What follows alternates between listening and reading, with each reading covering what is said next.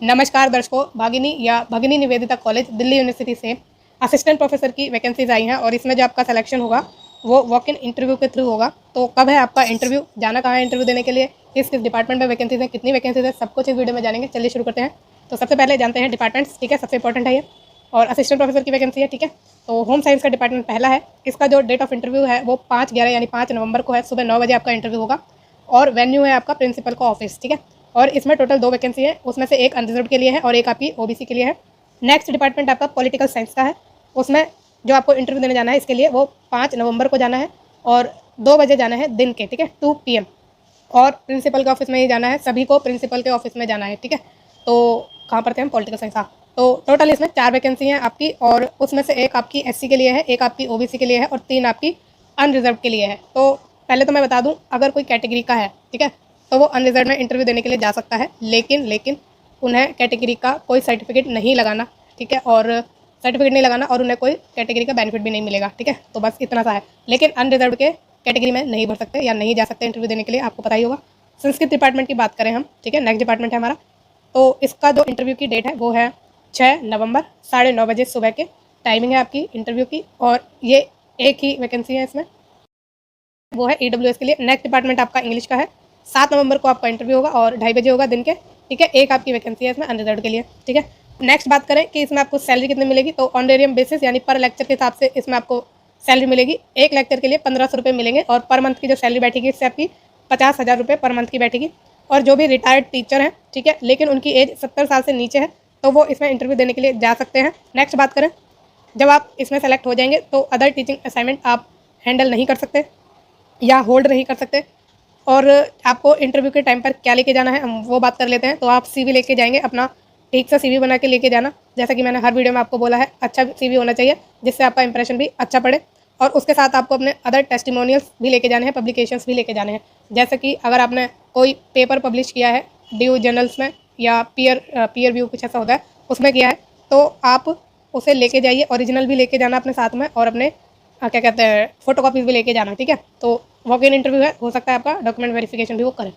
तो आगे बात करें तो रिपोर्ट कब करना है आपको, सबसे इंपॉर्टेंट है कि ये तो आपका इंटरव्यू का टाइम है, ठीक है। ये जो मैंने बताया आपको ये आपका सारा इंटरव्यू का टाइम है। इंटरव्यू आपका इस टाइम पर होगा। और आप रिपोर्ट कब करेंगे, रिपोर्ट आप करेंगे आधा घंटे पहले, ठीक है, इंटरव्यू शुरू होने के आधा घंटे पहले। जैसे किसी का 2 बजे है तो वो 1:30 बजे कॉलेज में पहुंच जाएंगे। लेट मत करिएगा, लेट करने से आपका इंप्रेशन बहुत ख़राब होता है, जो सिलेक्शन आपका होता ही नहीं है जिससे आपका। ये मैंने आजमा रखा है, ये बहुत गंदा एक्सपीरियंस है मेरा भी, ठीक है। तो क्योंकि एक्सपीरियंस से ही लोग सीखते हैं, बताते हैं तो लोग सीखते हैं डेफिनेटली। तो प्लीज़ आप टाइम पे जाइए।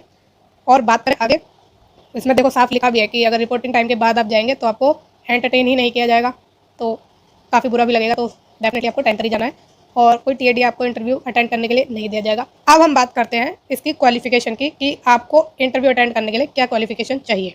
तो असिस्टेंट प्रोफेसर के लिए for the discipline of arts, commerce, humanity, law, social sciences, languages, library science, journalism and mass communication and physical education के लिए सेम ही आपकी एलिजिबिलिटी क्राइटेरिया है असिस्टेंट प्रोफेसर के लिए।